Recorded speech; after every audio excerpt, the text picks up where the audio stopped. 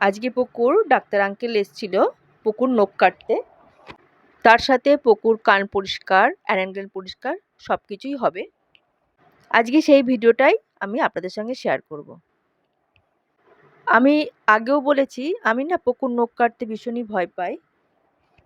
তাই প্রতি মাসে উনি আসেন, উনি এসে পকুর নখ কেটে দিয়ে যায়। তারই সাথে পকুর কানটাও ক্লিন করে দেয়, প্লাস অ্যারেঞ্জেল পরিষ্কার করে দিয়ে যায়। উনি ঘরে এসে পকুকে খুব যত্ন করে দেয়।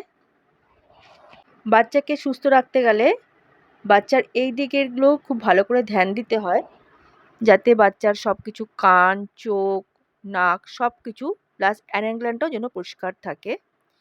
লোমটা তো দেখেন আমি মাঝে মাঝে বাড়িতে ঘরেই কেটে দিই, আমি ওর জন্য পার্লারে যাই না। কিন্তু এইগুলো উনি প্রতি মাসে এসে এসে বাড়িতে খুব যত্ন সহকারে করে দেয়। কাজে এইটা নিয়ে আমার আর কোনো চিন্তা করতে হয় না।